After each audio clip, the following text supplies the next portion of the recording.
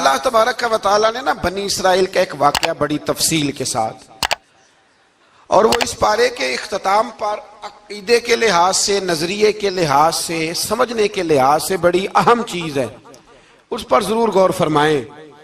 وہ یہ ہوا کہ بنی اسرائیل کے اندر ہمیشہ ایسے ہوتا تھا کہ اللہ تبارک و تعالیٰ ایک پیغمبر اور ایک بادشاہ، بنی اسرائیل کے اندر ہمیشہ نبی اور بادشاہ موجود رہتے تھے۔ ایک وقت ایسا آیا کہ بنی اسرائیل میں کوئی نبی نہیں تھے، اور بنی اسرائیل کا جو اپنا علاقہ تھا نا وہ ملک شام ہے، تو قوم عمال کا ایک قوم تھی اور بڑے سخت گیر لوگ تھے، انہوں نے بنی اسرائیل والوں کے ساتھ لڑائی کی، جہاد کیا اور انہیں ان کے علاقے سے نکال دیا۔ اور کچھ حضرت یوسف علیہ السلام کے زمانے میں ویسے بھی ایک بہت بڑی تعداد جا کے مصر میں آباد ہو گئی تھی۔ اب یہ ہوا کہ ان کے پاس کوئی بادشاہ نہیں ہے، یہ بار بار دعا کرتے ہیں، التجا کرتے ہیں، تو اللہ تعالیٰ نے ایک پیغمبر انہیں عطا کیے جن کے مختلف نام کتابوں میں ہیں۔ صدر الافاضل رحمۃ اللہ علیہ نے تفسیر خزائن العرفان کے اندر ان کا نام حضرت شمویل علیہ السلام لکھا ہے۔ حضرت شمویل علیہ السلام کو اللہ تعالیٰ نے نبوت عطا فرمائی، اور جب حضرت شمویل علیہ السلام اللہ کے نبی ہوئے، بنی اسرائیل والوں کو یقین آیا کہ اللہ نے الحمدللہ ہمیں ایک نبی کے جھنڈے تلے جمع کر دیا ہے، تو پھر انہوں نے کہا کہ آپ ہمارے سامنے ایک بادشاہ بھی مقرر کریں تاکہ ہم اس کی سرپرستی میں جہاد کریں۔ جب انہوں نے یہ بات کی تو اللہ تبارک و تعالیٰ نے حضرت شمویل علیہ السلام کے ذمے لگایا۔ تو ایک اس زمانے میں اللہ کے نیک بندے تھے، جناب طالوت علیہ السلام ان کا نام تھا، تو حضرت شمویل علیہ السلام نے انہیں کہا کہ اللہ کریم نے نا تمہارا بادشاہ طالوت کو بنایا ہے، ان کا نام بھی قرآن مجید نے ذکر فرمایا ہے۔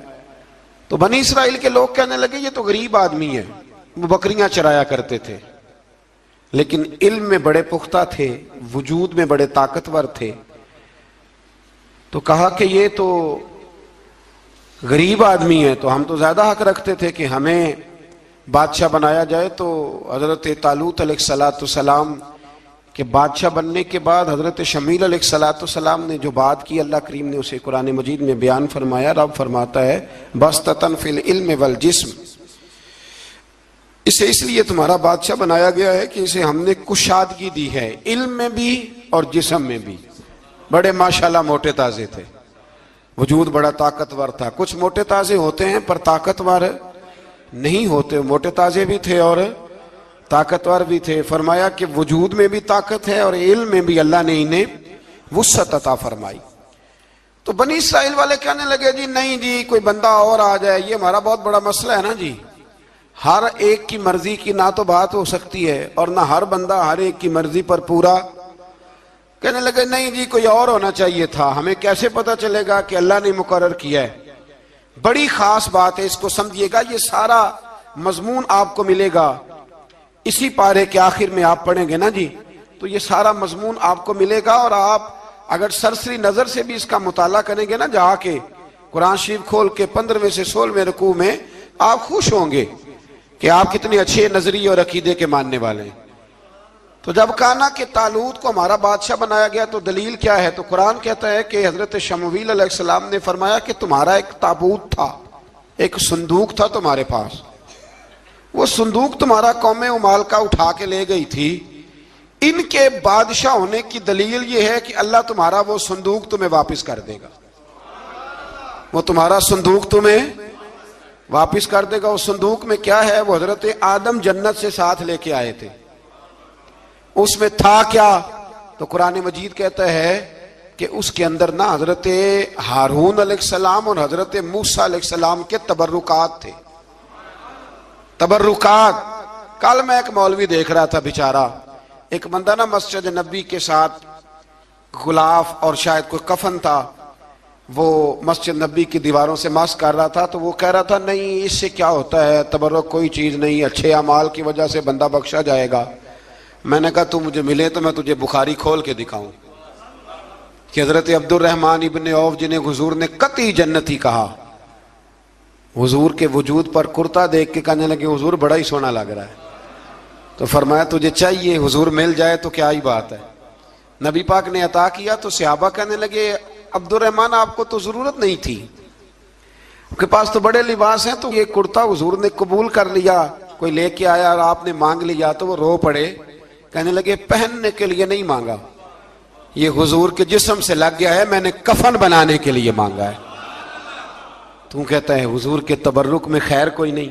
اور آپ یقین کریں ان لوگوں پہ حیرانگی ہے، ہم نے بھی مرنا ہے نا جی، بڑی جلدی قبر میں جانا ہے، وقت کا کچھ پتہ نہیں، لیکن اتنے اندھے ہو کر لوگ چیزوں کو دیکھتے ہیں اور اس تیزی کے ساتھ گمراہی پھیلاتے ہیں۔ مجھے باقاعدہ کسی نے ویڈیو بھیجی اور کہنے لگا جی دیکھیں کتنی اچھی بات کر رہا ہے، لوگوں کو سمجھائیں۔ تو میں نے کہا نہیں، اس کو سمجھانے کی ضرورت ہے۔ اور میں نے اس کو دیکھا ہے، وہ جو لال رومال والا، میں نے دیکھا ہے وہ ڈھونڈ ڈھونڈ کے جاہلوں کو پکڑتا ہے، تلاش کرتا ہے، اور اگر کوئی مل جائے بات بتانے والا تو پھر وہ خود پکڑا جاتا ہے، اور کئی دفعہ پکڑا گیا تو نکل گیا ہے۔ اللہ تعالی ہمیں سمجھنے کی توفیق دے، ہم سیانے ہو جائیں تو یہ دور دور تک نظر نہیں آئیں گے انشاءاللہ۔ تو وہ تابوت آئے گا، بنی اسرائیل والوں سے کہا تابوت میں کیا تھا سن لو، اور یہ قرآن مجید ہے۔ آج میری ماننا یہ 15 سے 16 رکوع ضرور ہی پڑھنا کہ وہ آخر تابوت میں کیا تھا، کھولنا ذرا۔ قرآن مجید کہتا ہے کہ حضرت موسیٰ علیہ السلام اور حضرت ہارون کے تبرک تھے، تو تبرک کیا تھے؟ تمام مفسرین نے لکھا ہے کہ حضرت موسیٰ کا ایک کرتا تھا، ایک ڈنڈا تھا، جوتے تھے، اور جناب ہارون علیہ السلام کا امامہ شریف تھا، اور تورات کی کچھ تختیاں تھی۔ تو اس کا فائدہ کیا تھا؟ اس تابوت کا فائدہ یہ تھا کہ بنی اسرائیل والے جب اپنے دشمنوں سے لڑتے تھے، تابوت سامنے رکھ کے دعا مانگتے تھے، اللہ انہیں کامیابی عطا کر دیتا تھا۔ تو قوم عمالقہ کو بھی پتہ چل گیا کہ صندوق میں کچھ ہے جس کی وجہ سے یہ کامیاب ہو جاتے ہیں، وہ صندوق اٹھا کے لے گئے۔ اب ان کی کم بختی یہ، کم نصیبی یہ کہ انہوں نے جا کے اسے روڑی پہ پھینک دیا۔ جب روڑی پہ پھینکا تو ان کے اندر بیماریاں آ گئیں، وبائیں پھوٹ پڑی، مرنے لگے، وجود پھولنے لگا۔ پھر ان کے دلوں میں بات آئی کہ یہ ہم نے اس صندوق کی بے ادبی کی ہے۔ صندوق میں کیا ہے؟ تبرکات۔ ہمیں کہتے ہیں جی نالین کا نقشہ کیوں لگایا ہے؟ تمہارے تو بزرگوں کا عقیدہ ہے سر پہ رکھنے کو مل جائے اگر نقش نالے پاک حضور تو پھر کہیں گے کہ ہاں تاجدار ہم بھی ہیں۔ تو کہا کہ اس کے اندر یہ تبرکات تھے، انہیں بھی سمجھ میں آئی، تو انہوں نے نا بیل گاڑی منگائی اور وہ صندوق اٹھا کے اس کے اوپر رکھ دیا۔ اب کیا ہوا؟ قرآن کہتا ہے کہ فرشتوں نے نا اس صندوق کو وہاں سے اٹھایا۔ مفسرین نے لکھا اس کا معنی یہ بھی ہو سکتا ہے کہ اس بیل گاڑی کو ڈائریکشن پہ لگایا، ادھر سے حضرت شمویل علیہ السلام نے جناب طالوت کو بادشاہ بنا دیا، اور ادھر سے وہ صندوق چل پڑا۔ کہا بھئی ہم ان کو کیسے بادشاہ مانے؟ تو فرمایا بادشاہ اس طرح مانو گے کہ تمہارا وہ صندوق آ جائے گا، اور قرآن کہتے ہیں اس صندوق میں تمہارے دلوں کا سکون ہے، اس میں تمہارے دلوں کا۔ اور بھائی ہماری تو کوشش ہوتی ہے بزرگوں سے کوئی چیز مل جائے، اللہ والوں کا کوئی تبرک ہمارے ہاتھ آ جائے۔ تو وہ صندوق آ گیا، یہ مان گئے۔ اب جہاد کرنے نکلے تو لڑنا تھا جالوت کی قوم کے ساتھ، وہ بڑا سخت آدمی تھا، 3 من سونا اس نے وجود پہ پہنا ہوتا تھا۔ اس کی قوم سے لڑنا ہے، ٹوپی بڑی تگڑی پہنی ہوتی تھی لوہے کی۔ اب کون لڑے؟ ایک نوجوان تھے جن کا نام تھا داؤد علیہ السلام، وہ بھی بکریاں چرایا کرتے تھے۔ اور جن دنوں حضرت طالوت نکلے نا اپنی قوم کو لے کر جالوت کے خلاف لڑنے، تو حضرت داؤد بھی شامل ہو گئے۔ اللہ جب کسی کو نوازتا ہے نا تو پھر خاص ہی کرم نوازی کرتا ہے۔ مفسرین نے لکھا جب یہ جا رہے تھے نا، وہاں جا رہے تھے تو رستے میں انہیں 3 پتھر مل گئے، انہوں نے وہ تینوں پتھر اٹھا لیے۔ اس زمانے میں پتھر پھینکنے کے لیے چھوٹی چھوٹی لوگوں کے پاس چیزیں ہوا کرتی تھیں، اس کو کوپھن بھی لوگ کہتے تھے، منجنیق، اس کو سامنے رکھ کے پھر بنائی گئی۔ تو آپ کے پاس بھی وہ آلہ تھا جس سے دشمن پر پتھر مارے جاتے تھے، تو آپ وہ مشین لے کر، وہ آلہ لے کر وہاں پہنچے ہوئے تھے، 3 پتھر آپ کے پاس تھے۔ آپ فرماتے اس دن میں بڑا بیمار تھا، اتنا بیمار تھا کہ میرا رنگ پیلا ہو گیا۔ اب وہ جالوت کے سامنے کوئی نہیں جاتا تھا، تو جناب طالوت کہنے لگے کہ جو جالوت کو مارے گا نا، یعنی ان کے بادشاہ کو، اس قوم کے، تو میں اسے اپنی آدھی سلطنت بھی دے دوں گا اور اپنی بیٹی کا نکاح بھی اس کے ساتھ کر دوں گا۔ دیکھیں اللہ نوازتا ہے تو کس انداز میں نوازتا ہے۔ تو حضرت داؤد کہتے ہیں وہ دور کھڑا تھا تو میں نے 3 پتھر مارے۔ بھئی ہمت کرنا تو ہمارے ذمہ ہے کہ نہیں؟ میری ملت کا جوان کہتا ہے میں نے کرنا کرانا کچھ نہیں، یعنی اگر آپ کہیں نا کچھ کرو تو پھر وہ کوئی کام کرنے کی مطلب معاملہ۔ وہ مجھے کل ایک سنگی کہہ رہے تھے، کہنے لگے جی اللہ کے فضل سے کچھ بھی نہیں کرنا پڑا، مرشد نے نظر کر دی۔ میں کہا میں ملن گے تو میں انہوں نے سمجھاواں گا کہ کچھ کرا کے نظر کریا کرو، کیونکہ میرے وہ دوست ہیں، میں انہیں جانتا ہوں۔ نظر میں بڑا کچھ ہوتا ہے، لیکن اللہ بھی تو بندے پہ بڑی نظر رحمت کرتا ہے نا۔ لیکن کہتا ہے 5 نمازیں پڑھ، رمضان کے روزے رکھ، زکوٰۃ فرض ہو تو ادا کر، یہ سارے کام کر، سچ بول، دیانتداری کر، پھر میں اپنے فضل سے تجھے جنت عطا کروں۔ تو یہ جو رویہ ہم نے بنایا یہ درست نہیں۔ تو فرماتے ہیں 3 پتھر میں نے مارے، اللہ نے اتنا فضل کیا کہ وہ بھی مر گیا، اور اسے چھو کے میرے پتھر آگے بڑھے تو اس کی فوج کے 30 آدمی بھی مر گئے۔ 3 پتھروں سے 31 بندے اللہ نے مار دیے۔ فرماتے اس لیے کہ ہاتھ میرے تھے اور طاقتیں میرے رب کریم کی تھی۔ تو حضرت داؤد علیہ السلام کے حصے میں جناب طالوت کی صاحبزادی بھی آئیں، آدھی سلطنت بھی آئی۔ کافی سال حضرت طالوت حیات رہے، پھر ان کا وصال ہو گیا، تو ساری سلطنت حضرت داؤد کو ملی، اور پھر اللہ تبارک و تعالیٰ نے انہیں نبوت بھی عطا فرمائی۔ یہ دنیا میں واحد پیغمبر ہیں جو بیک وقت نبی بھی تھے اور بادشاہ بھی تھے، اور پھر اللہ نے فضل فرمایا، انہوں نے بڑی بڑی فتوحات کی، اور پھر حضرت داؤد کے صاحبزادے کا نام حضرت سلیمان علیہ السلام، پھر ان کے صاحبزادے کا نام حضرت۔ تو یہ ہوا کیسے؟ یہ سارا کچھ اللہ تبارک و تعالیٰ کے فضل سے ہوا، اس کے کرم سے ہوا۔ اب اس واقعہ سے ہمیں کیا پتہ چلتا ہے؟ ہمیں یہ پتہ چلتا ہے کہ رب جب فضل فرمائے نہ کسی پہ بھی، تو ہمیں اس بندے کو دیکھ کے راضی ہونا چاہیے، کوئی شکوہ نہیں کرنا چاہیے۔ اور دوسری بات یہ سمجھ لینا چاہیے کہ حکومتیں، مال، دولت یہ صرف سیاستوں سے نہیں ملتی، یہ خدا کے فضل سے ملتی ہے۔ اور یہ بھی سمجھ لینا چاہیے کہ جو بزرگوں کے تبرکات ہوتے ہیں ان کی کیا ہی بات ہوتی ہے۔ ایک بڑی خوبصورت حدیث ہے، سنیے گا۔ حضرت ابو سعید خدری رضی اللہ تعالیٰ عنہ حدیث کے راوی ہیں، بخاری میں موجود ہے۔ ارشاد فرماتے ہیں کہ ہم ایک سفر پہ تھے، واپس آ رہے تھے، ایک جگہ رات کو قیام کیا، سونا تھا، بستی تھی۔ بستی کے لوگوں نے نہ کھانا پوچھا نہ پانی پوچھا، کوئی ضیافت نہیں کی۔ آدھی رات کا وقت آیا تو ایک بندہ دوڑا دوڑا آیا، کہنے لگا ہمارے سردار کو بچھو نے کاٹ لیا ہے، تم میں سے کوئی بندہ دم درود کر لیتا ہے؟ تو ایک صحابی کہنے لگے کر تو لیتے ہیں، پر تم نے چونکہ ہمیں کھانا پانی تک نہیں پوچھا، تم اگر دم کراؤ گے تو مفت نہیں کریں گے۔ بخاری پڑھ رہا ہوں، پیسے لگیں گے۔ کتنے پیسے؟ بکریوں کا ایک ریوڑ پورا۔ شارحین نے لکھا 40 بکریاں۔ کنے دما دیاں؟ او بھائی اس سے کوئی بندہ جواز نہ لے کہ پیسے لینے جائز ہیں، اس سے جواز نہ حاصل کرے۔ آپ بات کو سمجھیں، پس منظر کیا ہے؟ پانی تک نہیں تم نے پوچھا۔ کچھ لوگوں کا علاج ہوتا ہے، انہوں نے کہا پیسے لیں گے دم کر دیں گے۔ صحابی نے کہا، حضرت ابو سعید خدری رضی اللہ تعالیٰ عنہ فرماتے ہیں وہ چونکہ تنگ تھے، بچھو کاٹ گیا، اور سردار کو کہا چل تو صحیح نا۔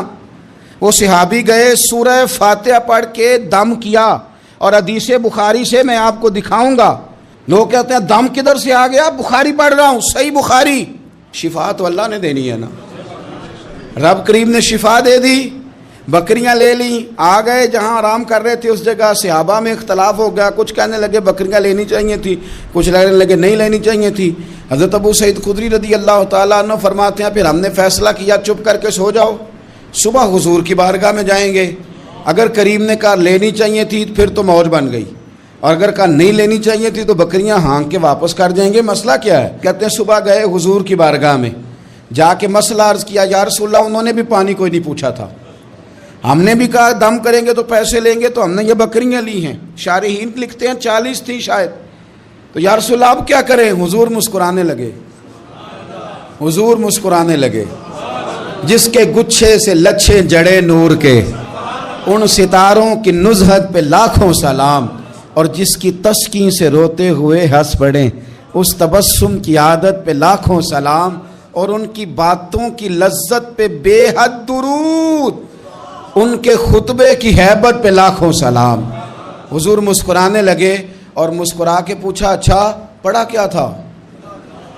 یا رسول اللہ سورہ فاتحہ۔ فرمایا سکھائی کس نے تھی؟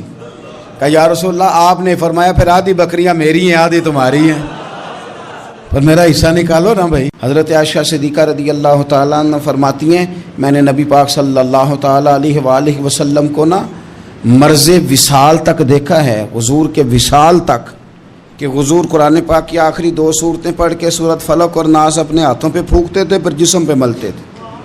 قرآن پاک میں شفا ہے۔ اب تو لوگوں نے دم درود کو نا اس کو بڑا ہلکا سا کام سمجھ لیا۔ ویسے بھی یہ عاملوں کے ہتھے چڑھ گیا، ملنگوں کے ہتھے چڑھ گیا، کاروبار بن گیا، تجارت بن گئی۔ ورنہ قرآن پاک کی آیات پڑھی جائیں تو حضور نے فرمایا سورہ فاتحہ میں شفا ہے، اس میں کرم ہے۔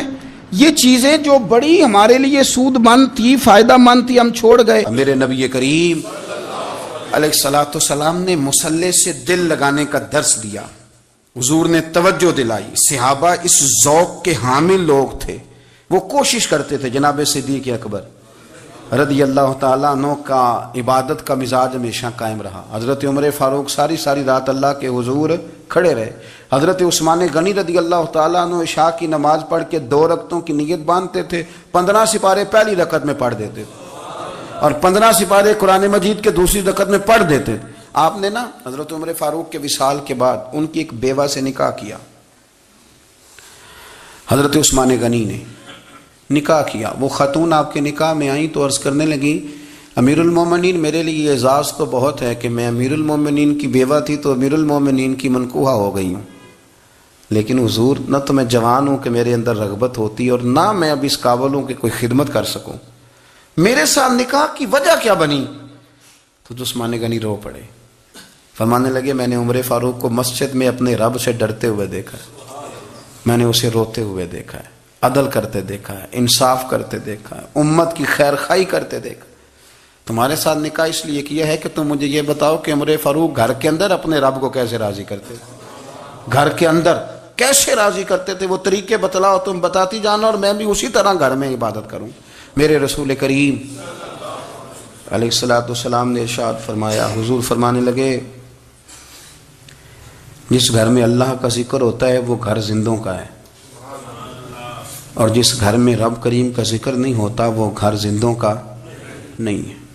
گھر نا ہم نا کتابوں میں پڑھتے ہیں کہ ایک بزرگ کہتے ہیں، حضرت فضیل بن ایاز کہتے ہیں کہ میں ایک گلی سے گزر رہا تھا تو گھر کے اندر کسی قاری صاحب نے قرآن کی آیت پڑھ دی وَلِمَنْ خَافَ مَقَامَ رَبِّهِ جَنَّتَانِ، میں میرے کانوں سے ٹکرائی تو اللہ نے میری کایا ہی پلٹ دی، میں توبہ کر گیا۔ اب گھر کے اندر سے آواز آئے تو صحیح نہ تلاوت کی، پر اندر سے آواز آتی نہیں، یا ڈیک بجنے کی آواز آتی ہے، یا ٹی وی چلنے کی آواز آتی ہے، یا دھوم مچانے کی آواز آتی ہے۔ عبادت کا وہ جو خاص شوق تھا، وہ جو حسن تھا، وہ جو توانائی تھی، وہ جو بات تھی۔ ایک جگہ پہ ہم بیٹھے تھے تو وہاں ایک صاحب آئے اور انہوں نے آتے ہی کہا کہ مہربانی کریں ذرا مجھے مصلی دے دیں، میرے نہ کچھ نفل رہ گئے۔ تو میں نے وضو کر لیا تو کوئی مصلی مل جائے، مصلی انہیں دے دیا گیا، وہ مصلی لے کے چلے گئے تو پیچھے ایک صاحب نے تبصرہ کیا، کہنے نے کتنا ریاکار بندہ ہے، لوگوں کو دکھا رہا ہے کہ میں نفل پڑھتا ہوں، ہے کوئی بات کرنے والی؟ میں نے اسے کہا، میں نے کہا تو مہربانی کرنا اس طرح کی ریاکاری تو بھی کر، پکڑ مصلی اور جا تو بھی تھوڑی ریاکاری کر کے آ، اٹھ ذرا شکر کر، کوئی یہ ریاکار بھی ملا ہے، کوئی نفل پڑھ کے ریاکاری کر رہا ہے اللہ کا۔ میں کہتا ہوں کو پڑھے تو صحیح نہ، یہ کوئی دور ہے نفل پڑھنے کا؟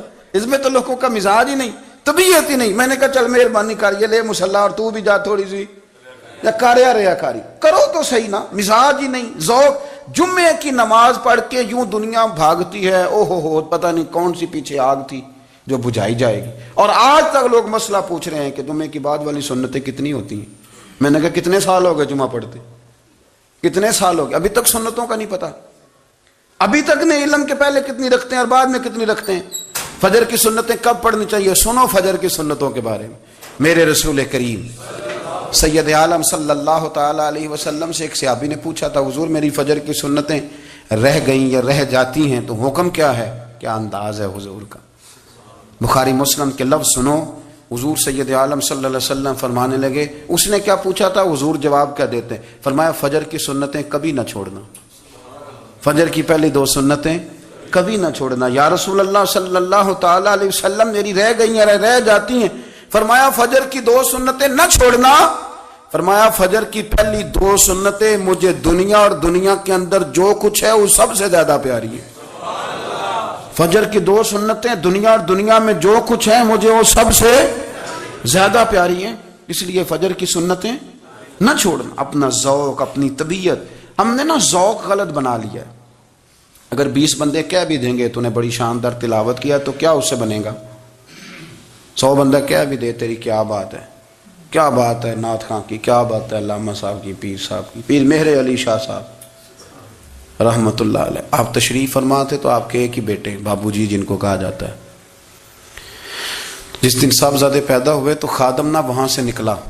ان لوگوں کے شوق اور طرح کے تھے نا، تو ان کی توجہ بھی اپنے شوق کی طرف رہتی۔ تو خادم نکلا اندر سے، پیر صاحب مبارک ہو، پیر صاحب مبارک ہو، پیر صاحب مبارک ہو، پیر صاحب مبارک ہو، شور کر رہے ہیں۔ تو پیر صاحب کو وجد ہو گیا، اللہ اکبر اللہ اکبر اللہ، وہ کیا ہوا، کس بات کی مبارک دے رہے ہو؟ عرض کی حضور اللہ نے بیٹا دیا ہے۔ تو آپ فرمانے لگے اچھا حضور آپ کیا ہوا، آپ تو پریشان ہو گئے۔ فرمانے لگے جب تو نے 3 دفعہ کہا نا مہر علی کو مبارک ہو، تو میں سمجھا تھا شاید تجھے کسی نے بتا دیا ہے کہ مہر علی سے اللہ راضی ہو گیا۔ میں سمجھا تھا کہ شاید تو یہ خبر لے کے آیا ہے کہ کسی نے بتایا ہے کہ مجھے آج خبر ملی ہے کہ مہر علی سے رب اچھا پتر ہوا ہے، الحمدللہ اللہ کا شکر ہے، پر میرے لیے مبارک کا دن وہ ہوگا جب میرا رب کہے گا کہ میں مہر علی سے راضی ہوں، میرے محبوب کہیں گے کہ میں مہر علی سے۔ آپ بات کو سمجھیں، شوق ہی کسی اور طرف تھا، دل ہی کہیں اور لگا ہوا تھا، طبیعت ہی کہیں اور مائل تھی۔ کوئی وظیفہ پوچھتے تھے تو پڑھتے تھے وہ لوگ، کچھ اللہ اللہ انہیں بتائی جاتی تھی تو کرنے کا ذوق رکھتے تھے، طبیعت تھی، قائل تھے۔ حضرت ربیع کہتے ہیں میں بڑی دور سے سفر کر کے گیا حضرت اویس کرنی سے ملنے، بڑی دور سے، اور جب میں پہنچا تو فجر کا وقت تھا، تو حضرت اویس کرنی کو میں نے پا لیا، تو وہ نماز پڑھ کے نا قرآن شریف لے کے بیٹھ گئے۔ فرماتے ہیں اشراق چاشت کا وقت ہوا تو نفلوں کی نیت باندھ لی۔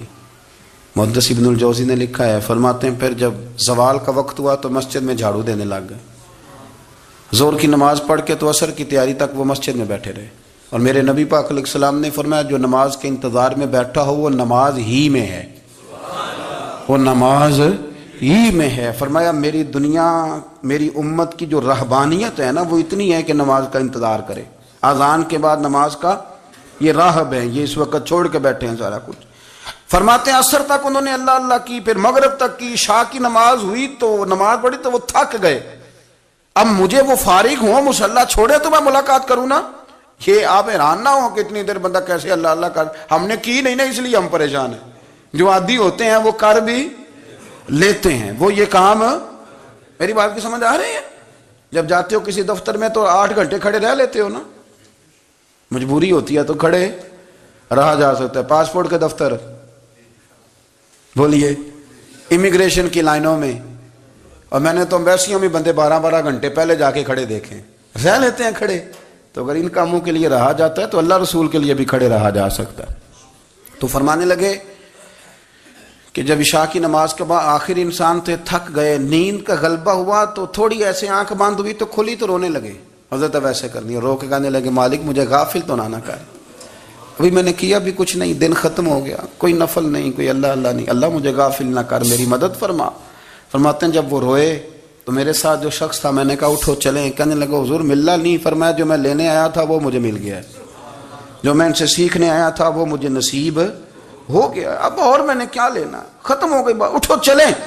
اللہ کے بندوں نے حضرت ربیعہ بن کعب اسلمی رضی اللہ تعالیٰ عنہ فرماتے ہیں، کہتے ہیں جب بنو قریظہ اور بنو نذیر یہودیوں کے ساتھ حضور علیہ السلام نے جنگ کا اعلان فرمایا تو وہ دشمن ہو گئے، ہمیں خطرہ تھا کہ وہ رات کو کہیں محبوب کو تکلیف نہ دیں، تو کچھ لوگ نا تلواریں لے کے نبی پاک کے دروازے پہ پہرے داری کرتے تھے۔ گن مین رکھنا حرام نہیں، اگر کسی کو واقعی خطرہ ہو تو اس کے لیے سنت بھی ہے۔ حضرت علی المرتضیٰ تلوار لے کے حضور کے گھر کا پہرا دیتے تھے۔ حضرت ربیعہ بن کعب اسلمی رضی اللہ تعالیٰ عنہ فرماتے ہیں کہ رات میری ڈیوٹی تھی کہ میں حضور کے گھر کا پہرا دوں گا، تو فرماتے ہیں میں باہر سن رہا تھا، ساری رات ہی میرے نبی پاک نے اللہ کی تسبیح پڑھی، ساری رات، کبھی تسبیح، کبھی تحلیل، کبھی تحمید، کبھی تکبیر، ساری رات۔ فرماتے ہیں ساری رات حضور پڑھتے رہے اور ساری رات ہی میں سنتا رہا، مجھے اونگ آ گئی، میری آنکھ لگ گئی، حضور ابھی پڑھ رہے تھے، میں تھک کے سو گیا۔ اور فرماتے ہیں جب میری آنکھ دوبارہ سے کھلی تو میرے کانوں میں پھر کوئی چیز گونجی، تو میں نے کان لگایا تو میرے حبیب ابھی بھی اللہ کو یاد کر رہے۔ ساری رات حضور رب کی عبادت کرتے، اسی لیے تو کہا یا ایھا المزمل قم اللیل الا قلیلا، حبیب ساری رات تو نہ جاگا کا، تھوڑا آرام بھی کر لیا کا۔ میرے بھائی اپنا مصلی، اپنی عبادات، اپنے وظائف، اللہ اللہ جو آپ نے کسی سے سیکھی ہے اس کو کبھی کمزور نہ ہونے دیں۔ شجرہ شریف جو کسی بزرگ سے آپ لے لیتے ہیں تو کیا رسم ہے کوئی؟ اس پہ کچھ لکھا ہوتا ہے، وہ پڑھنے کے لیے دیا جاتا ہے، اس پہ لکھا ہوتا ہے کہ یہ اللہ اللہ آپ نے کرنی ہے۔ ساری زندگی کسی اسکول میں داخل ہو گئے اور وہاں جا کے آپ نصاب ہی نہ پڑھیں، کتاب ہی نہ کھولیں تو پاس ہو جائیں گے؟ وہ کہتے ہیں میں 20 سال جاتا رہا ملا کچھ نہیں، تو آپ نے لیا کیا ہے؟ ایک اتنی سی کتاب تھی، اس کو تو کھول کے آپ دیکھ نہیں سکے، اس کے وظائف تک تو رسائی نہ ہوئی، اس لیے کہ اللہ اللہ کرنا مشکل ہے اور تصویر کھنچانا یہ آسان کام ہے۔ تو جو آسان ہے اس طرف ہماری توجہ لگی رہتی ہے اور جو مشکل ہے اس طرف ہم ذوق پیدا نہیں کرتی۔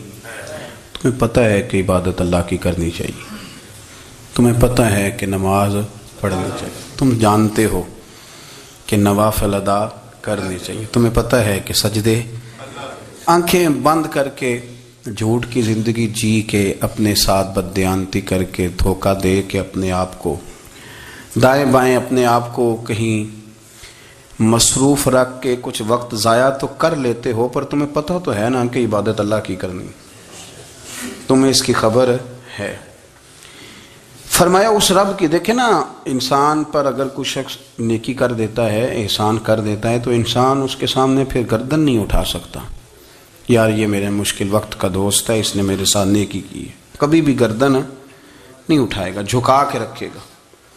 تو اگر عام کوئی نیکی کر دے تو اس کے سامنے انسان کبھی گردن نہیں اٹھاتا، تو جو رب ساری نعمتیں عطا فرمائے، جو کہے کہ تیری تخلیق میں نے کی، تجھ سے پہلوں کو بھی پیدا میں نے کیا، تیرے لیے زمین کا بچھونا بھی میں نے بچھایا، آسمان کی چھت بھی میں نے لگائی، تیرے لیے زمین سے ساری اناج کو، پھل کو، کھیتیوں کو نکالا بھی تیرے لیے، اب تو اس طرح کر کہ تو میری عبادت کر، تو میری بارگاہ میں جھک جا۔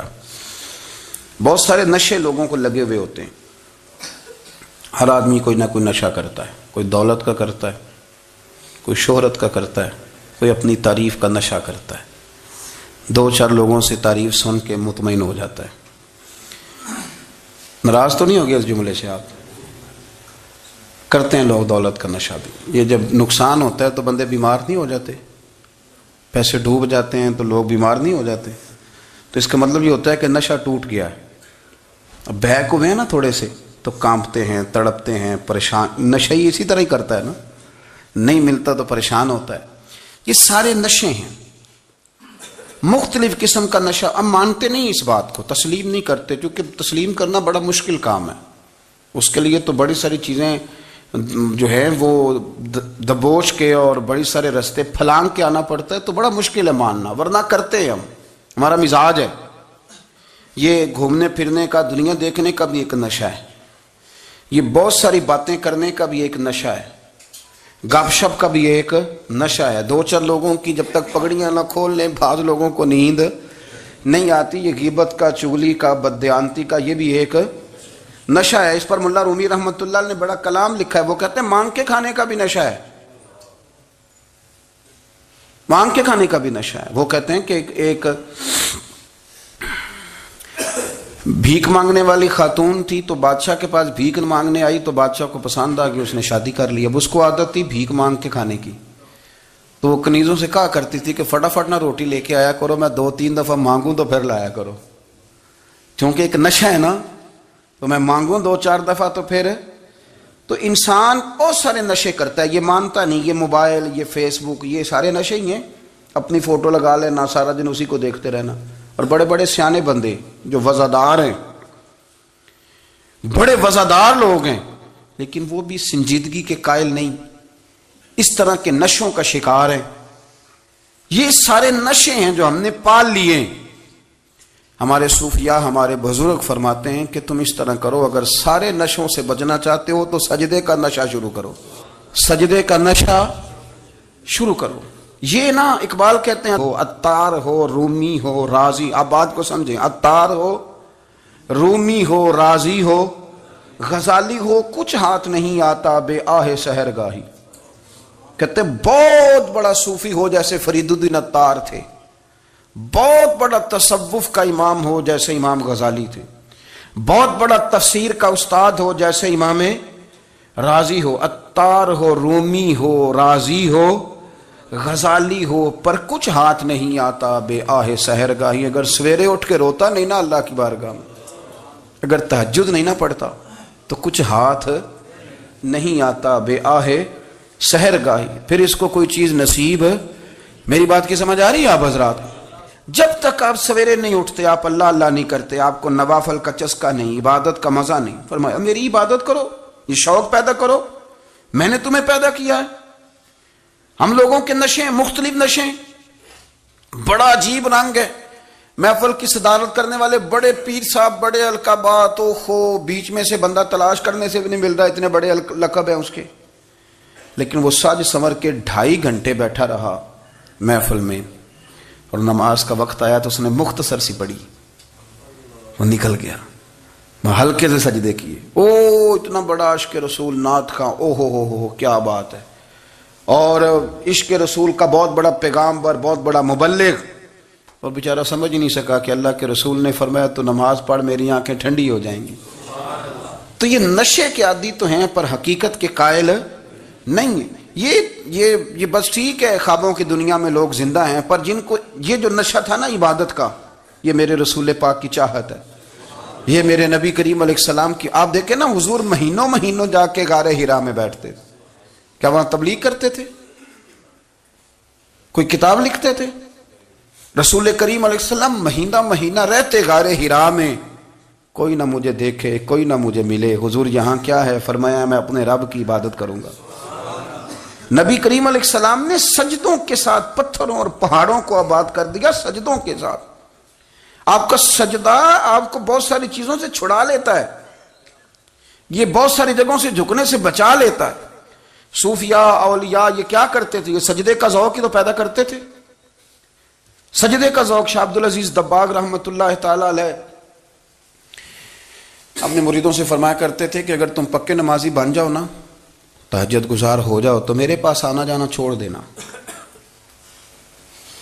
عرض کی حضور کیوں؟ فرمایا میں تمہارے اور رب رسول کے راستے میں رکاوٹ نہیں بننا چاہتا، اب میرا مقصود ہے تمہیں وہاں تک پہنچانا. جب پہنچ گئے تو پھر میری ضرورت ختم ہو گئی. ہاں کبھی وسوس آئے، شک پیدا ہو، تکلیف ہو تو آنا، ورنہ میں نہیں چاہتا کہ میں رکاوٹ بنا رہوں.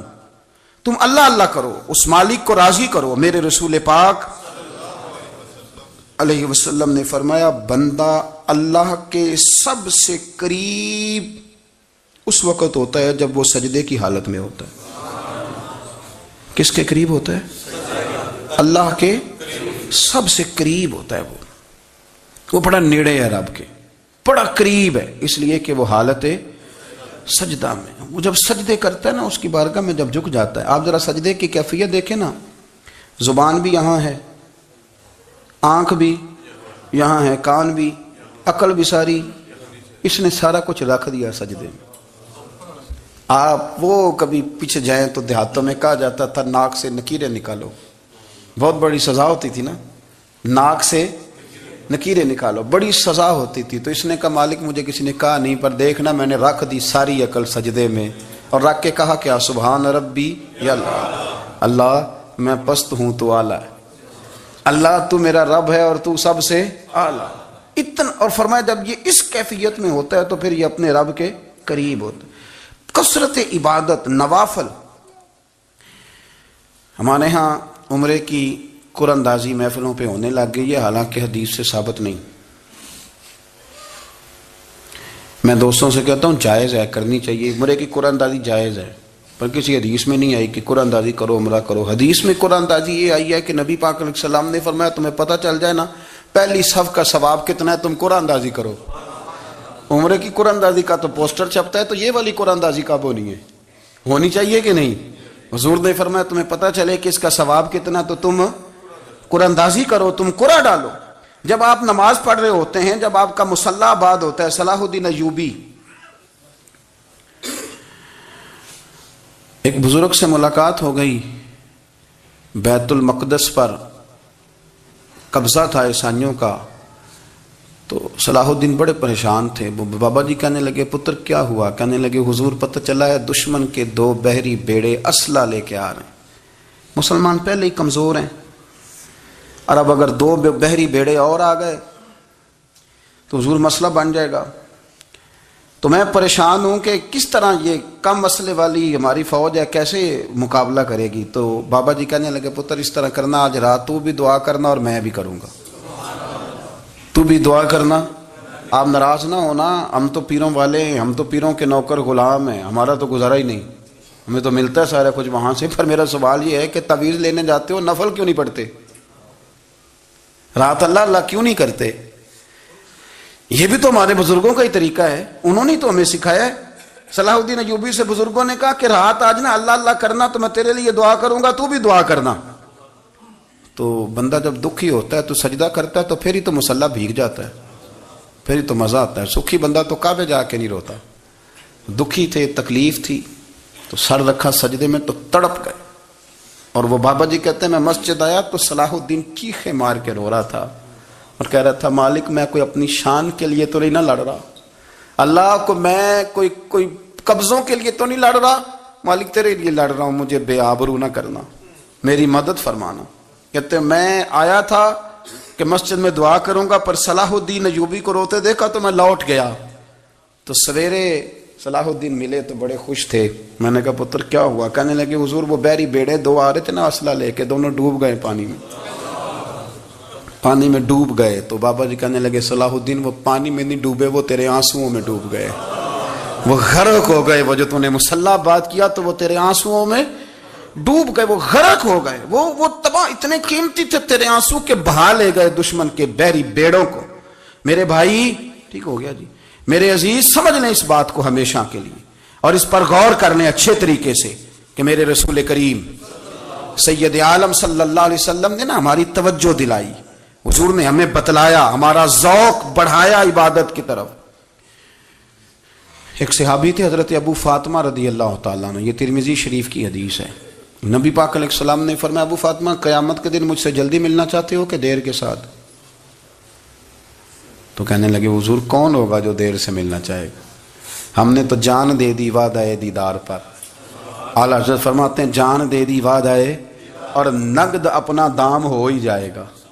مجھے لگتا ہے کہ یہ سودا نقد و نقد ہو جانا ہے، چونکہ ہم نے جان دے دی وعدہ دیدار پر۔ آپ نے وعدہ کیا تھا کہ مریں گے تو پھر زیارت ہوگی، تو مر گئے ہم زیارت کی خاطر۔ جان دے دی وعدہ دیدار پر، تو نقد اپنا دام ہو ہی جائے گا۔ اے رضا ہر کام کا ایک وقت ہے، دل کو بھی آرام ہو ہی جائے گا۔ تو حضرت ابو فاطمہ رضی اللہ تعالیٰ عنہ سے نبی پاک صلی اللہ علیہ وسلم نے فرمایا جلدی ملنا چاہتے ہو کہ دیر سے؟ عرض کی حضور فٹافٹ ملنا ہے، میں نے قیامت کے دن آپ سے جلدی ملنا ہے۔ تو نبی پاک علیہ السلام نے فرمایا پھر اس طرح کرنا، دنیا میں رہ کے سجدے زیادہ کرنا، پھر سجدے زیادہ کرنا، قیامت میں ملاقات جلدی ہو جائے گی، قرب ملے گا تمہیں۔ اپنے بچوں کے اندر دیکھیں نا، ہم شوق پیدا کرتے ہیں، ہمیں صحیح لفظ نہیں بولنے آتے ہیں، پر ہم بچوں میں شوق پیدا کرتے ہیں کہ پتر ڈاکٹر بن جائے گا تو بڑا نفع کرے گا، تو لوگوں کی خدمت کرے گا، ملک و ملت کی خدمت کرے گا، تیرے ابا کا نام روشن ہوگا، تیرے دادا کی تعریفیں ہوں گی۔ ہم یہ ذوق پیدا کرتے ہیں۔ ہم اپنے نوجوانوں کے اندر یہ فکر پیدا کرتے ہیں، انہیں ہم سمجھاتے ہیں کہ میاں جب تم پڑھو گے، محنت کرو گے تو فلاں آدمی کی طرح تمہارا نام ہوگا۔ یہ جتنا ذوق ہم بچوں کے اندر ان چیزوں کا پیدا کرتے، ہمیں حکم ہے کسی طرح ہم ذوق پیدا کریں کہ پتر نماز پڑھے گا تو اللہ راضی ہو جائے گا، تو سجدہ کرے گا۔ دیکھیں نا میرے رسول کریم علیہ السلام نے فرمایا 7 سال کے بچے کو مسجد لے کے جاؤ، یعنی اسے شوق دلاؤ، اس کے اندر یہ خاصیت پیدا کرو کہ اس کا دل کرے مسجد میں جانے کا، اس کے اندر یہ خصوصیات لاؤ کہ وہ ہمارے ہاں نا ہر چیز کو پروموٹ کیا جا رہا ہے، ہر چیز کو یعنی سر سنگیت سکھانے کے لیے اکیڈمیاں بن گئی ہیں، ہر شے پروموٹ ہو رہی ہے عبادت کا جذبہ کم ہوتا جا رہا ہے، اللہ اللہ کا ذوق ہمارے اندر نہیں رہا، اور اتنا مشکل ہم نے اپنے لیے بنا لیا ہے کہ وہ بندہ جو بڑی زبردست مذہبی گفتگو کر رہا تھا اور تگڑی بات کر رہا تھا، کیا بات ہے، لیکن نماز کے بارے میں کمزوری دکھا جاتا ہے، نوافل کے بارے میں وہ چپکے سے نکل جاتا ہے۔ امام احمد بن حنبل رحمۃ اللہ تعالی علیہ، مسند امام احمد بن حنبل 14 جلدوں میں ہے مارکیٹ میں، اور مجھے تو خیر پسند ہی بڑی ہے، میں نے تو کئی دفعہ پڑھی ہے، اور کیا بات ہے امام احمد بن حنبل کی، کیسے تگڑے قسم کے محدث تھے، اور اللہ نے کتنا انہیں اعزاز عطا فرمایا ہوا تھا۔ یہ کوڑے بھی کھاتے تھے دین کی خاطر، سارا کرتا لہو سے بھر بھی جایا کرتا تھا، بڑا اعزاز والا شخص تھے، بڑے اعزاز والے، حدیثیں جمع کرنا، حدیثیں لکھنا، حدیث پڑھانا، سارا دن رہتے تھے، کہہ سکتے تھے کہ میں کر تو رہا ہوں کام، اور حدیث بھی موجود ہے کہ عالم عابد سے افضل ہوتا ہے، پر اس کے باوجود امام احمد بن حنبل رحمۃ اللہ علیہ 300 نفل فرض نمازوں کے علاوہ پڑھا کرتے تھے، 300 نوافل روز پڑھا کرتے تھے۔ ان کے بیٹے نے کہا ابا جی مکان خریدنا ہے تو کوئی جگہ کہاں کر کے لوں، بہت ساری آبادیاں، تو فرمایا پتر وہاں لینا جہاں مسجد قریب ہو۔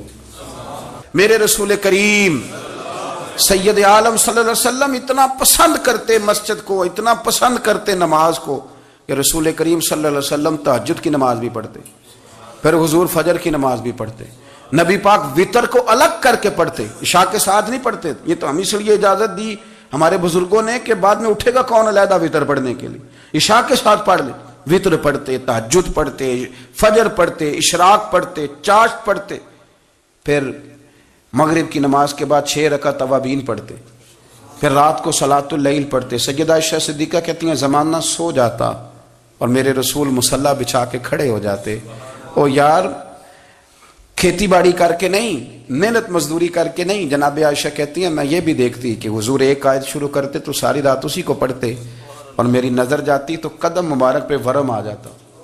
یار نماز پڑھ پڑھ کے، اتنی مشقت کر کے، اتنی جد و جہد کر کے ورم آ گیا، یا رسول اللہ اتنی محنت کیوں کرتے ہو؟ فرمایا افلا اکون عبدا شکورا، کیا میں اپنے رب کا شکر گزار بندہ نہ بنوں؟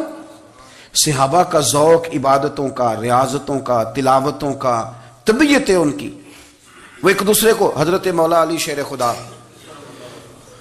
کرم اللہ تعالی وجہہ الکریم کے زمانے میں روم کے بادشاہ نے کہا یار یہ مسلمانوں کا پتہ تو کرو، یہ آخر کیوں اتنے زیادہ مجاہد ہیں؟ اس زمانے میں جاسوس بھیجنے کا مزاج تھا، اب تو جاسوس پکڑا جاتا ہے، اب تو جاسوس اور جاسوسی کا شوق ویسے آج بھی ہے۔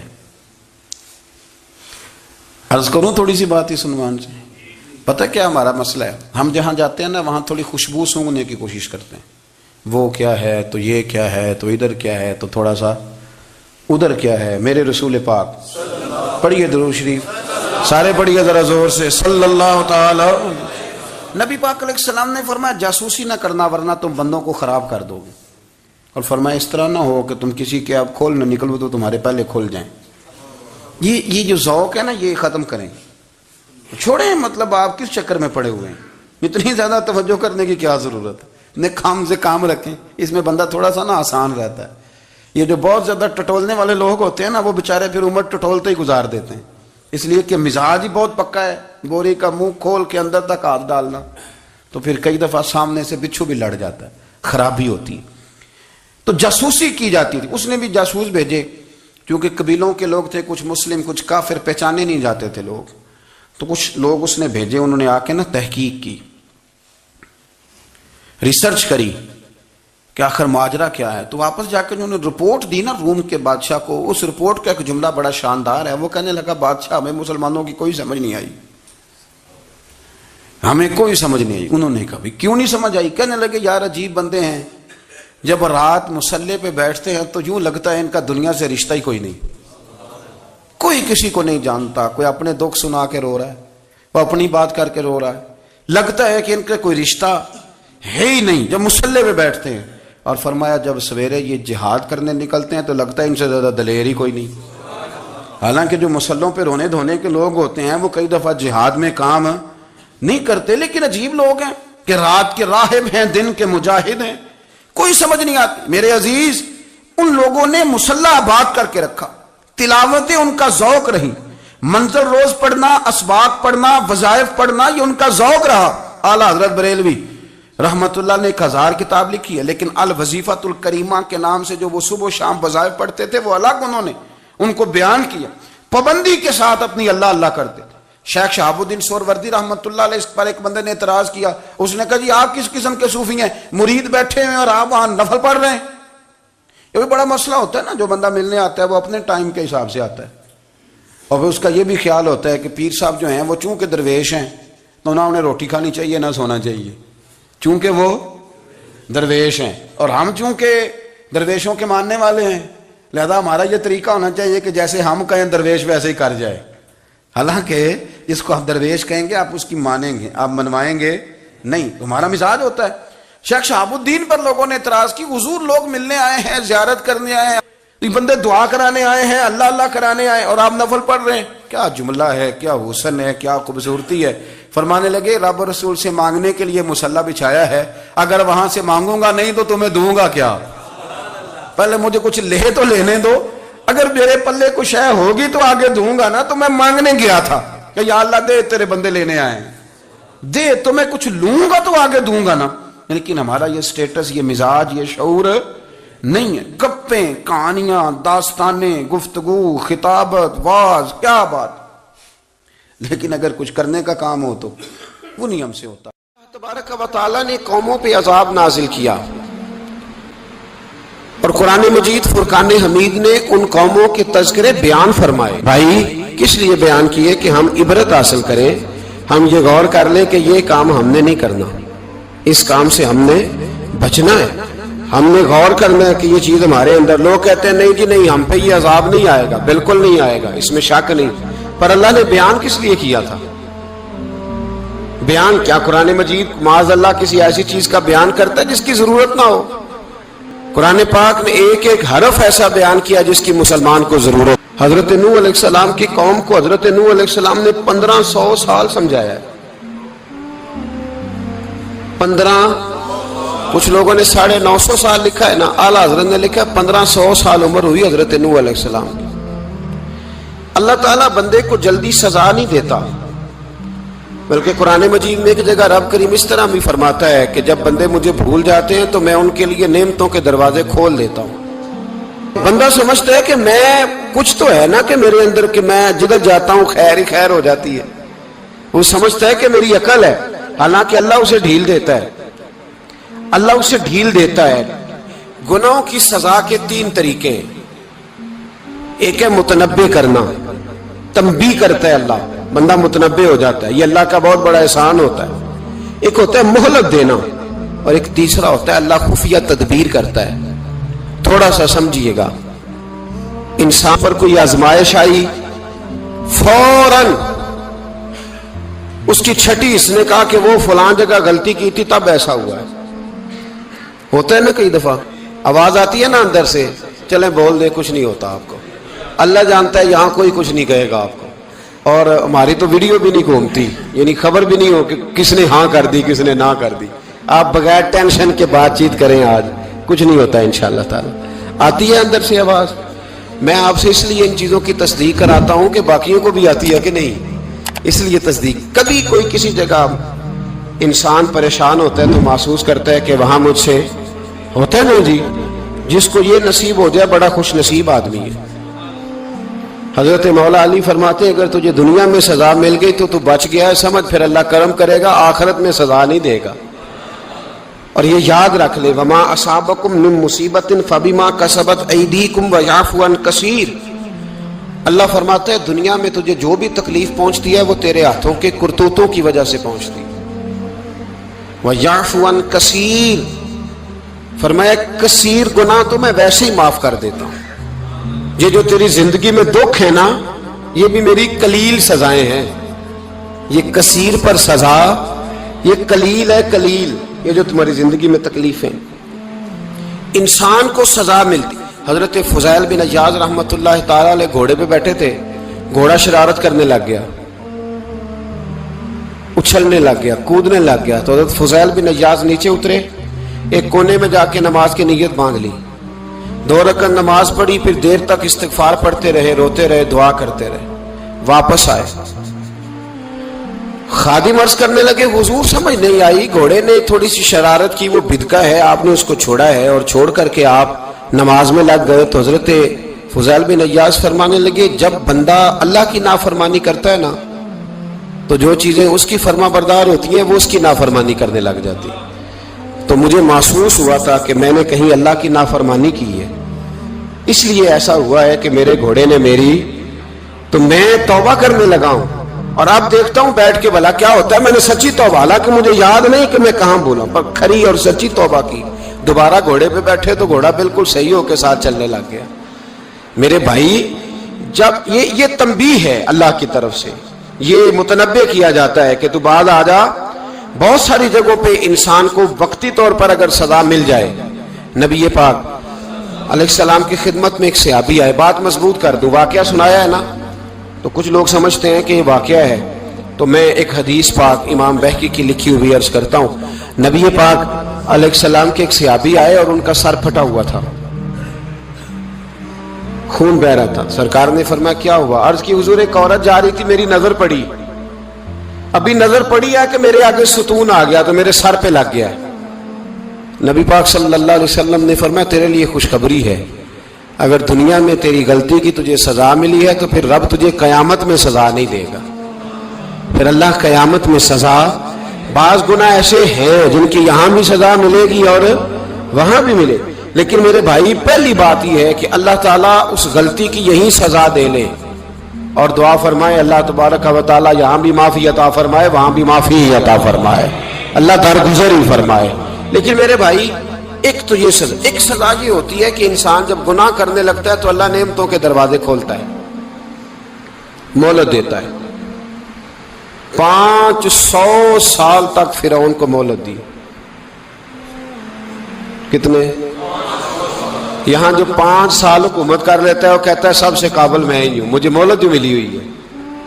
500 سال مہلت دی اللہ تعالیٰ نے. اور فرعون کی قوم پر پتہ عذاب کس طرح کے آئے تھے؟ ٹڈیاں مسلط کر دی اللہ نے. یہ گھومتی نہیں چھوٹی سی, ہم اپنی زبان میں اس کو کچھ لوگ مختلف ناموں سے یاد کرتے ہیں, کوئی مکڑی کہتا ہے, کوئی کچھ کہتا ہے. مسلط کر دی, جاتی نہیں. ان پر بنی اسرائیل کے ان مقابل جو فرعون کی قوم تھی ان پر الزام اس طرح کا عذاب آیا کہ مینڈک مسلط کر دی اللہ تعالیٰ. برتن کھولتے تھے اندر مینڈک نکلتا تھا, دنیا کی ہر دوائی استعمال کرتے تھے لیکن مینڈک نکل آتا تھا. تھوڑا سا سمجھا کریں چیزوں کو. ہمارے رنگ نہیں زیادہ گورے کہ ہم پر عذاب نہیں آتا. کوئی بہت زیادہ اللہ تعالیٰ معاف فرمائے دولت نہیں جمع کرا بیٹھے شاہی خزانے میں کہ ہم سے پوچھا نہیں جائے گا. یہ مہلت ہے, مہلت کو مہلت سمجھو. پھر جب پکڑ آتی ہے نا اللہ کریم کی, میں نے دیکھا ہے کروڑوں روپیہ, 6 اولادیں. ایک شخص کے بچے باہر سے آ رہے تھے, وہ بندہ بیمار تھا, مجھے کہنے لگا حضرت جی دعا کریں میں ان کے آنے سے پہلے مر جاؤں ورنہ آ کے مجھے مار دیں گے. دعا کریں. اتنی بے سکونی, کروڑوں روپیہ پڑا ہے تو یہ عذاب نہیں؟ کوئی ضروری ہے کہ پتھر ہی برسیں گے تو سمجھ آئے گی؟ یہ جو سگا بیٹا بوڑھے باپ کے قریب سے گزر جاتا ہے, سلام نہیں لیتا تو اس کو عذاب نہیں سمجھتے؟ یہ جو امت کی بیٹیاں, امت کی بچیاں, ہماری بچیاں ایک سال کے اندر 75,000 ہزار بچی ایک ڈویژن سے بھاگ کے شادی کر رہی ہے, اور ایک صوبے سے. تو اس کو آپ اللہ کا عذاب نہیں سمجھتے؟ یہ معمولی بات ہے. نہیں ہمارے رنگ ہو رہے, ہم بڑے سمارٹ ہیں. 1500 سال مہلت دی نوح علیہ السلام کی قوم کو. کتنے سال؟ بول کے بتائیے, بول کے دوبارہ بولیے. 1500 سال. کوئی آدمی اپنی سمارٹنس پہ خوش نہ ہو جائے کہ 20 سال ہو گئے میں تو نافرمانی بھی کر رہا ہوں, روٹی بھی پک رہی ہے, میں تو حرام بھی کھا رہا ہوں, پھر بھی سب ٹھیک ہے. 1500 سال مہلت دی. پھر حضرت نوح کہنے لگے اللہ میں نے تو بڑا سمجھایا, نہیں باز آتے. تو رب کریم نے فرمایا کشتی بناؤ. اللہ کے پیغمبر کشتی بنانے لگے تو قوم مذاق اڑانے لگے. اب کیا کرنے لگے ہو؟ اب کشتی بنانے لگے ہو, خیر تو ہے, قوم مذاق اڑا رہی ہے. حضرت نوح علیہ السلام کا آپ نے کشتی بنائی, پانی کہاں سے نکلا, نہ بارشیں ہوئی نہ سیلاب آئے، ایک تندور تھا اس کے اندر سے پانی نکلنا شروع ہو گیا. کبھی تندور سے بھی پانی نکلا ہے، پر جب نکالنے والا چاہتا ہے تو وہاں سے بھی ایک تندور سے پانی نکلا.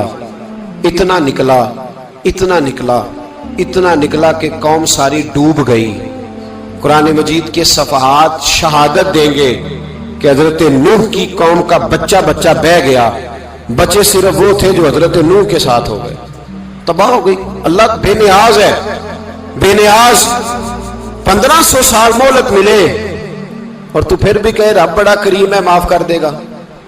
1500 سال تجھے گنجائش دے اور تو کہے کوئی نہیں، بات معافی ملنی چاہیے ابھی بھی. میرے بھائی، حضرت صالح علیہ السلام کی قوم، حضرت صالح نے تبلیغ شروع کی تو کہنے لگے پہلے معجزہ دکھاؤ. جی آج تو نہیں لوگ معجزے مانگتے، آج بھی لوگ کرامتے اور معجزے. اللہ معاف کرے، جو چیزیں معجزہ تو ہو نہیں نہ سکتا، لیکن آج بھی لوگ، آپ یقین کریں، کہتے ہیں یہ بڑی نمازیں پڑھتا ہے تو پھر بخشا کیوں نہیں گیا، پھر کیوں نہیں منو سلوا کیوں نہیں اترا اس پر، پھر میں بھی اسی طرح ہی ہوں، کیا اس کے اندر خوبی آ گئی. مولوی بھی ویسے ہی ہے، صوفی بھی ویسے ہی ہے. لوگ مانگ نہیں رہے، لوگ دلیلیں مانگ نہیں رہے، ابھی بھی لوگ بحث نہیں کرتے. کیا فرق آ گیا جی، ویسے ہی ہیں سارے. اللہ تعالیٰ سے ڈرنا چاہیے. ہمیں سامنے والے کی طرف دیکھ کر صحیح ہونے کا حکم نہیں ہے، ہمیں اپنی اصلاح کا حکم ہے. اپنی طرف دیکھ کے اپنے آپ کو ٹھیک کرنے کا. الزام لگا کے گزر جانا، اس کا کوئی مطلب. سنو اور یاد رکھو، حضرت صالح علیہ السلام سے کہنے لگے پہلے معجزہ دکھائیں، تو حضرت صالح علیہ السلام نے فرمایا اونٹ کہاں سے پیدا ہوتے ہیں؟ کہا اونٹنی کے بطن سے. فرمایا آؤ میں تمہیں پہاڑ کے اندر سے اونٹنی پیدا کر کے دکھاتا ہوں. کہاں سے؟ پہاڑ کے اندر سے. حضرت نوح ساتھ لے کے گئے تو پہاڑ کے اندر سے اونٹنی نکلی، اور اونٹنی بھی گابن تھی، اس کے پیٹ میں بچہ. اور اونٹنی اتنا دودھ دیتی تھی کہ ساری بستی دودھ پی جاتی تھی، پھر بھی دودھ بچ جایا کرتا تھا. لیکن حضرت نوح علیہ السلام نے فرمایا تم نے دیکھ تو لیا یہ اسے، یہ جتنا دودھ دے گی روٹی بھی اتنی کھائے گی. ایک دن تم سارے پانی پیو گے، ایک دن یہ سارا پانی پیا کرے گی. ایک دن تم سارے باقی جانوروں کو گھاس کھلاؤ گے، ایک دن یہ اونٹنی. اور اونٹنی کا نام کیا؟ ناقۃ اللہ، اللہ کی اونٹنی. کس کی اونٹنی؟ نام کیا ہے؟ اللہ کی. یہ اللہ کی اونٹنی ہے. تو حضرت نوح علیہ السلام کی اونٹنی. فرمایا اس کی بے ادبی نہ کرنا. باز نہیں آئے لوگ، باز نہیں آئے. کہنے لگا جی دودھ دینا تو ٹھیک ہے، پر یہ جو سارا پانی پی جاتی ہے نا، یہ صحیح نہیں. یہ جو ساری گھاس کھا جاتی ہے یہ نہیں ٹھیک. دودھ دینا تو ٹھیک ہے پر یہ نہیں صحیح. آپ نے فرمایا اسے کچھ نہ کہنا، اللہ کی اونٹنی ہے. میں کہا کرتا ہوں ان لوگوں نے ناقۃ اللہ کی بے ادبی کی. حضرت نوح علیہ السلام کی اونٹنی کی ٹانگیں کاٹ دی، صالح علیہ السلام کی. اور دیکھو اللہ بڑا بے نیاز ہے، اگر پیدا کرنا جانتا ہے تو حفاظت کرنی نہیں جانتا. لیکن رب کریم نے فرمایا نہ کرنا. انہوں نے ان کے پیر کاٹ دیے، کانوں پہ چھریاں لگائیں. اونٹنی جب مر گئی، اونٹنی اللہ تبارک و تعالیٰ کی وہ اونٹنی جب مر گئی تو حضرت صالح علیہ السلام کی قوم پر رب کریم نے زلزلہ بھیجا. اذا زلزلت الارض زلزالہا. جب زلزلے آئیں گے اور جب ان کا زلزلہ آنا زلزلہ آتا ہے نا، کیا کرتی ہے قوم؟ لا الہ الا اللہ، لا الہ الا اللہ، کلمے جاری ہو جاتے. بلکہ ایک دفعہ ایسا بھی ہوا کہ مسجدوں میں اعلان ہونے لگے زلزلہ آ رہا ہے. جو فجر کے لیے نہیں اٹھے زلزلے کے لیے وہ بھی اٹھ گئے. جن کا دعویٰ ہے نا میری سویرے آنکھ نہیں کھلتی، ان کی لگی نہیں کتنے گھنٹے، بعد میں بھی نہیں لگی. ٹی وی پہ اعلان ہوتے رہے کوئی نہیں آ رہا، سو جاؤ چپ کر کے. لیکن آنکھ لگی. موت سے تو ڈرتا ہے، اللہ سے ڈرتا ہی نہیں. موت کا خوف ہے، رب کا نہیں. زلزلہ آیا، ساری قوم تباہ ہو گئی. بتاؤ اگر ناقۃ اللہ کی گستاخی ہو تو اللہ ناراض ہو جاتا ہے، اور اگر اولیاء اللہ کی ہو، اگر اولیاء اللہ کی ہو تو رب ناراض نہیں ہوتا.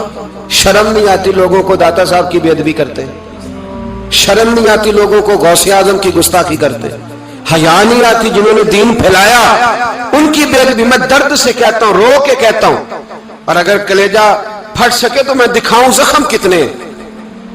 ایک حج کے موقع پر ایک بابا جی، اس سال 4,80,000 روپے کا پرائیویٹ حج تھا، اور بابا جی کی کیفیت کمزور تھی، بیچارے بیمار تھے. اس کے باوجود وہ گئے. بوڑھے آدمی جا کے بیٹھیے بزرگ, اور کتنی مشکل ہے وہاں منا, مزدلفہ, عرفات, طواف زیارت, کتنا مشکل کام ہے طواف زیارت کرنا, طواف وداع کرنا. کس کٹھن سے حج کیا, بڑھاپے میں پیسے بھی لگائے. اور جب وہ روضہ رسول پہ گئے صلی اللہ اور انہوں نے جا کے نبی پاک صلی اللہ علیہ وسلم کے روزے کی طرف منہ کر کے درود شریف پڑھا تو ایک ملا نے اٹھ کے کہہ دیا تو مشرک ہے. تو میری روح کانپی. میں نے کہا تجھے شرم نہیں آئی, حیا نہیں آئی؟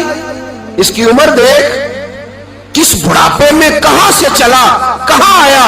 یہ مشرک ہوتا تو کسی مندر میں جاتا, یہ مشرک ہوتا تو کسی گرجے میں جاتا. یہ مشرک نہیں, یہ مومن ہے. اور یہ وہ والا مومن ہے جس کے سینے میں دل جب دھڑکتا ہے تو خالی دھڑکتا نہیں, ساتھ وہ محمد عربی پہ درود و سلام بھی پڑھتا ہے. شرم نہیں آتی لوگوں کو, اتنی بڑی گستاخی کرتے. جو روزہ رسول پہ آیا مشرک ہے. میں نے تو ایک مولوی کو صاف صاف کہا تھا, میں نے کہا اگر میں مشرک ہوں تو نکالو, مشرک کا داخلہ تو یہاں ویسے ہی منع ہے. شرم نہیں آتی؟ اپنی زبان کا ایک پاس کرو کچھ. اتنا ظلم, اتنی بڑی فرقہ واریت امت میں, اتنا امت کو تقسیم کرتے ہو, تمہیں شرم نہیں آتی؟ جہاں سے اتحاد کا پیغام دینا چاہیے وہاں سے تم لوگوں کو فرقے کا پیغام دیتے ہو, ایک مقصود فرقے کی تبلیغ کرتے ہو. خدا را, تو میں کہہ رہا ہوں ناقت اللہ کی بے ادبی پہ عذاب آتا ہے, تو اولیاء اللہ کی بے ادبی پہ نہیں آتا. داتا صاحب ساری زندگی تبلیغ کرتے رہے, ایک آدمی نے اٹھ کے کہہ دیا جناب وہ تو شرک کا اڈا ہے, تو رب کریم ناراض نہیں ہوتا ان باتوں سے؟ ہمیں خیال کرنا چاہیے, اللہ سے ڈرنا چاہیے. ان چیزوں سے عذاب آتا ہے اور آ رہا ہے. اللہ تعالی ہمیں محفوظ فرمائے. اللہ ہمیں اس سے, قوم لوط پہ بھی عذاب آیا. ہم جنس پرستی, مرد مردوں سے بدکاری کرتے ہیں. حضرت نوح نے سمجھایا کہ یہ کام درست فطرت کے خلاف ہے, یہ کام درست نہیں. جب انسان یہ کام کرتا ہے تو زمین اور آسمان کانپتے ہیں.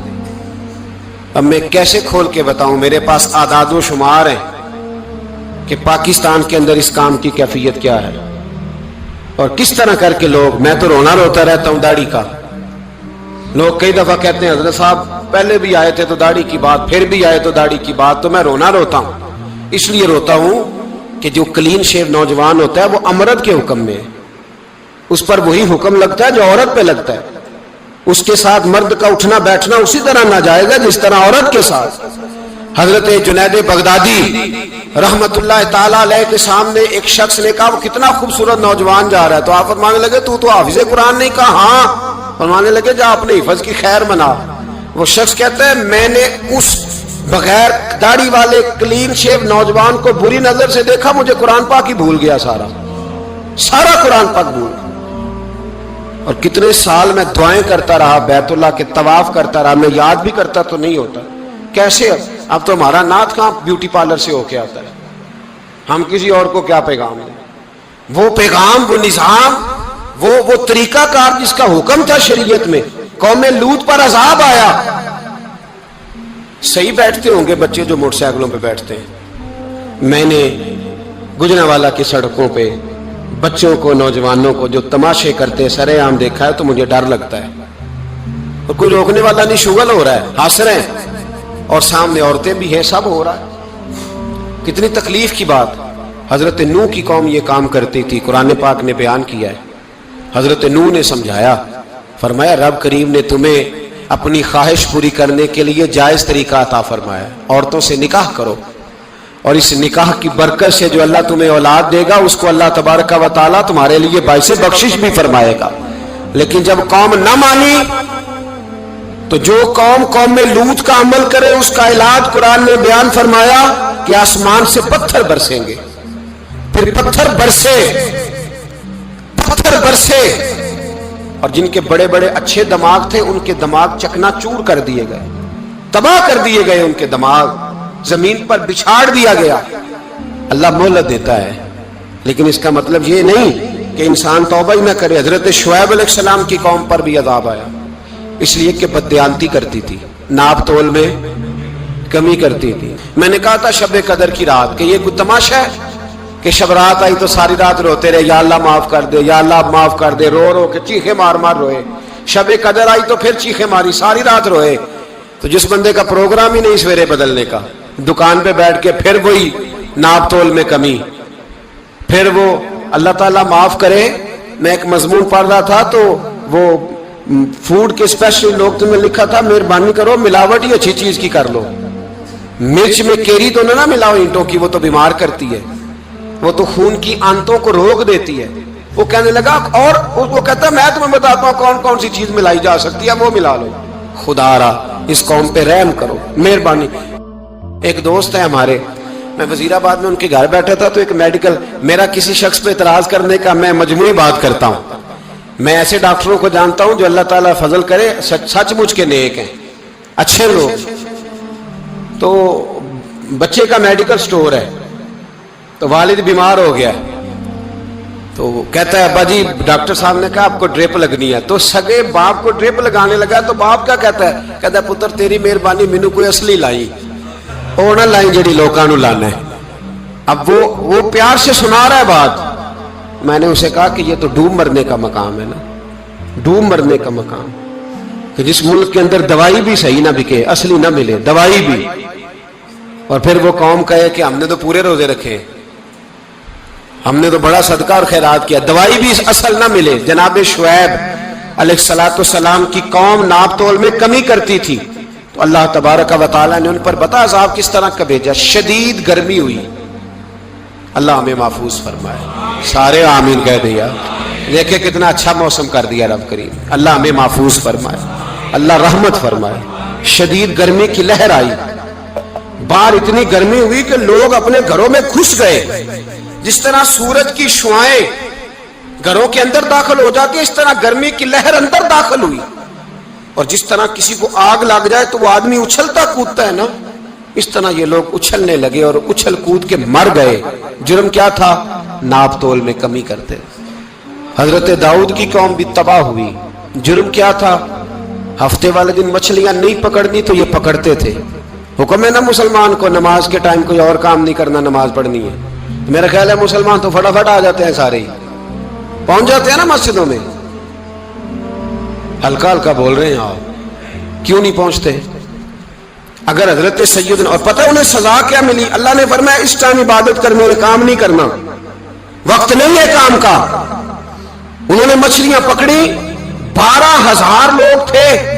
پتہ ہے مالک نے سزا کیا دی؟ بندر بنا دیا. اللہ کریم قرآن مجید کا پہلا سپارہ پڑھے، فَجَعَلْنَاهَا نَكَالًا لِمَا بَيْنَ يَدَيْهَا وَمَا خَلْفَهَا. اللہ فرماتے ہیں پچھلوں کے لیے بھی عبرت بنا دیا، بعد والوں کے لیے بھی عبرت، نشان عبرت بنا دیا. بندر بن گئے. اور جو ان کے دوست جو بچ گئے تھے ان کے پیر چومتے تھے، روتے تھے.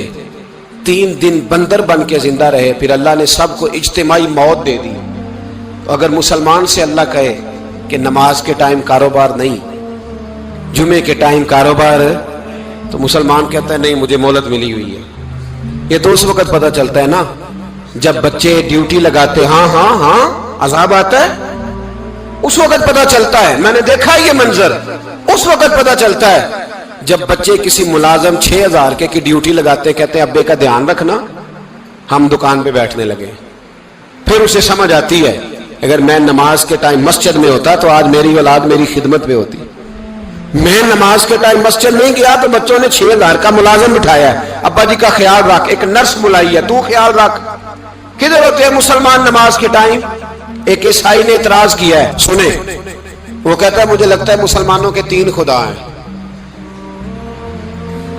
مسلمان اڑ گیا، کہنے لگا نہیں ہمارا تو ایک ہے. کہا نہیں 3 ہے. معاذ اللہ استغفر اللہ، ہمارا ایک ہے. کہنے لگا نہیں میں ثابت کرتا ہوں، ایک تمہارا خدا 5 نمازوں کا ہے، ایک رمضان کا ہے، ایک عید کا ہے. لگتا ہے معاذ اللہ عید والا زیادہ تگڑا ہے، تم زیادہ آتے ہو. رمضان والا لگتا ہے اس سے کچھ کمزور ہے، تم تھوڑے آتے ہو. اور 5 نمازوں والا شاید سب سے کمزور ہے. بات عقل کی ہے کہ نہیں؟ اس نے اعتراض ٹھیک کیا. تو مسلمان کو چاہیے نا خیال کرے. ایک یہودی نے لکھا تھا، اس نے کہا تھا جس دن مسلمانوں کی تعداد فجر کی نماز میں اتنی ہو گئی جس دن جتنی جمعے میں ہوتی ہے، اس دن نہ کوئی یہودی سازش کرے گا نہ کوئی عیسائی تلوار نکالے گا. شرط یہ ہے کہ یہ اسی طرح فجر پڑھنے آئے جس طرح جمعہ پڑھنے آتے ہیں، تو پھر کوئی شخص بھی ان کو کسی جگہ شکست دے سکتا تو ہمارے گناہ ہمیں پریشان کرتے. یہ جتنی آزمائشیں ہیں ان کے پس منظر میں گناہ ہیں. ہماری زندگی کے اندر جتنی تکلیفیں، ہماری پریشانیوں کا سبب ہم خود ہیں.